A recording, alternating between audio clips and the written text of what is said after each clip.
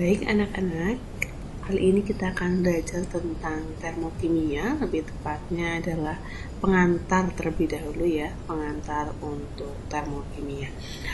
Kalau kita lihat ya dari definisinya sendiri, termokimia itu tersusun dari dua kata ya, termo kemudian kimia. Ada termo, ini kalau kita dengar termo itu artinya adalah tentang panas gitu ya, panas, dan kimia ini adalah ilmu ya, ilmu. Nah, ilmu. Jadi definisinya ya, definisi dari termokimia itu sendiri adalah sebuah ilmu atau cabang ilmu kimia yang mempelajari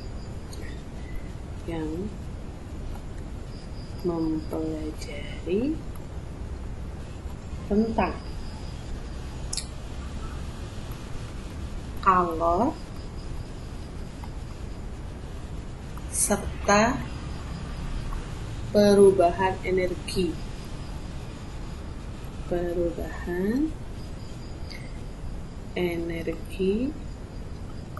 yang menyertainya ya.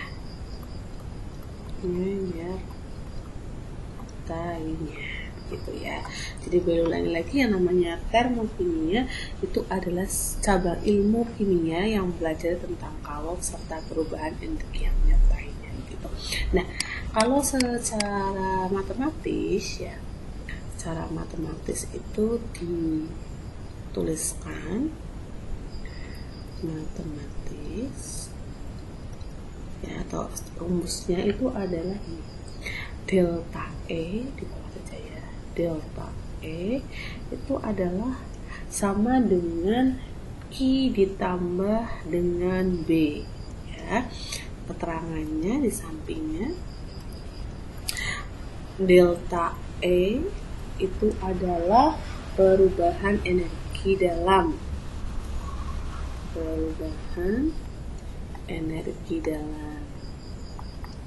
kemudian Q itu adalah jumlah ya, atau sigma kalor yang diserap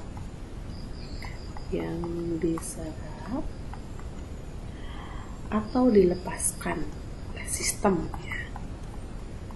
Kemudian kalau B itu adalah kerja yang dilakukan oleh sistem,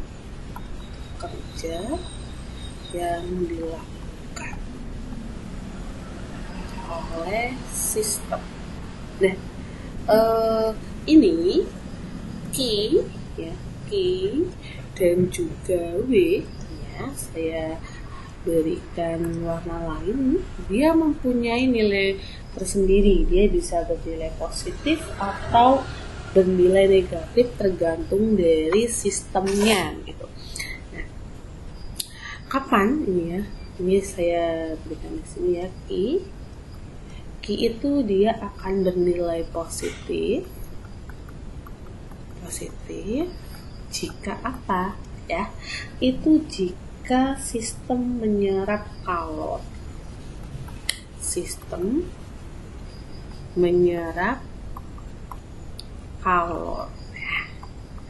Berarti negatif, Q bernilai negatif jika apa kebalikannya ya, sistem melepas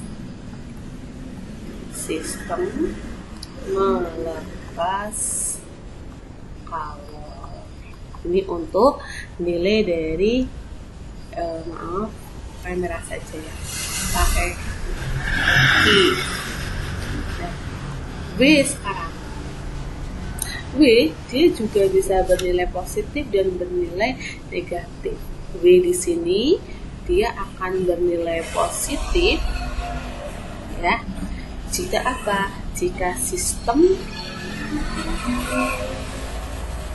menerima kerja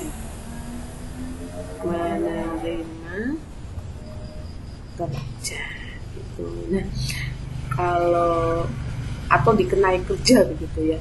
Kalau negatif, ya, negatif itu jika sistem melakukan kerja, sistem melakukan kerja. Nih, biasanya ini juga dibahas di mapel fisika, lebih dalam mapel fisika ya. Oke, nah contohnya bagaimana Bu Guru? Nih ya, contoh. Nanti Bu Guru akan ambil soal untuk contoh. Di sini kita ambil contoh. Sebentar ya, kita buka dulu di desktop ini.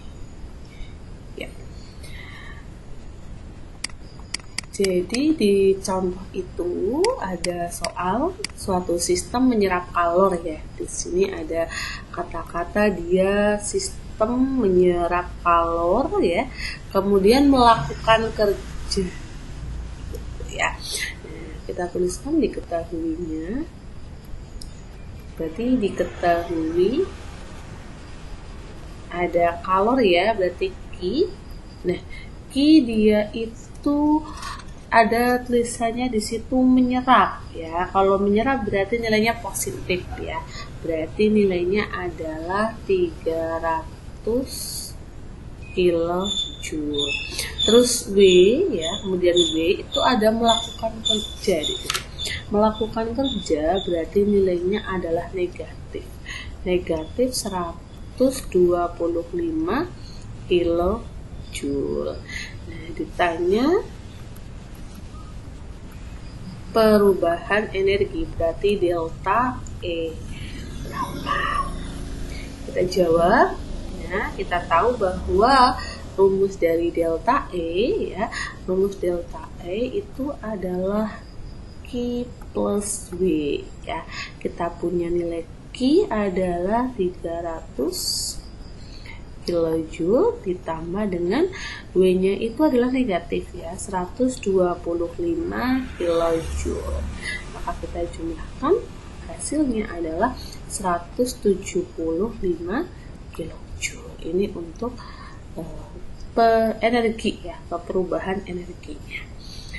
Ini pengantar yang pertama. Kemudian yang kedua, setelah kita tahu bagaimana cara mencari perubahan energi, kita harus tahu juga ketika belajar termokimia, tahu yang namanya sistem ya. Ada sistem dan ada lingkungan. Ini yang penting.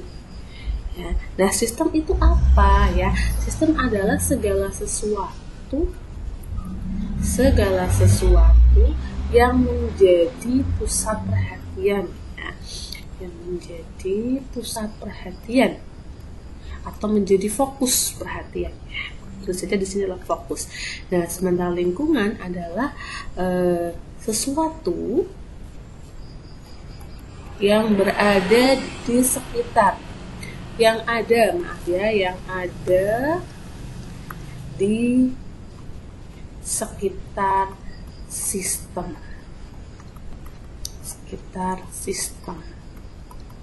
Misal, Bu Guru beri kasus seperti ini. Di dalam gelas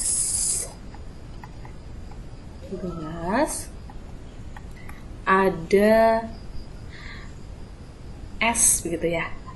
Ada air teh aja gitu. Ada air teh. Nah, air teh. Maka yang menjadi sistem ya kita. Yang menjadi sistem siapa? Fokusnya kita siapa? Gelas atau air tehnya? Adalah air tehnya. Sementara lingkungannya yang berperan sebagai lingkungan adalah gelas ya. Misal Bu Guru di situ ada lagi kata-kata gelasnya itu diletakkan di atas meja. Maka meja di sini adalah perannya sebagai lingkungan juga. gitu ya, sudah paham ya antara sistem dan lingkungan. Nah, dalam mempelajari termokimia ini yang akan kita bahas lebih sering atau kita sebut lebih sering itu adalah sistem. Di sini jenis-jenis sistem itu ada 3 ya. Jenis sistem itu ada 3. Yang pertama adalah terbuka.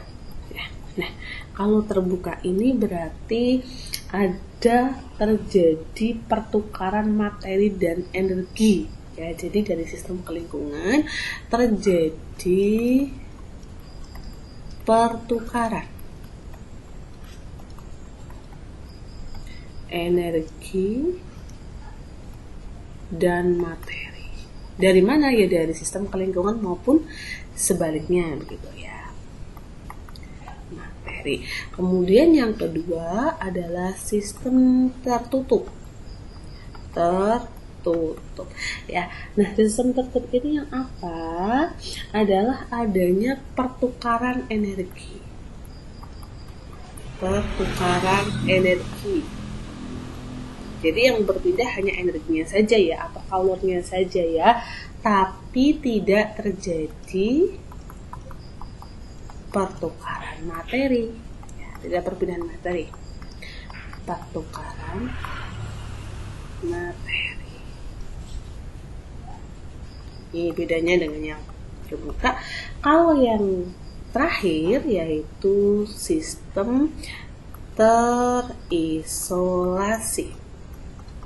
Tidak terjadi pertukaran ya, tidak terjadi pertukaran baik energi ya maupun materi. Jadi di sistem terisolasi ini tidak ada yang berpindah ya, di rapat gitu.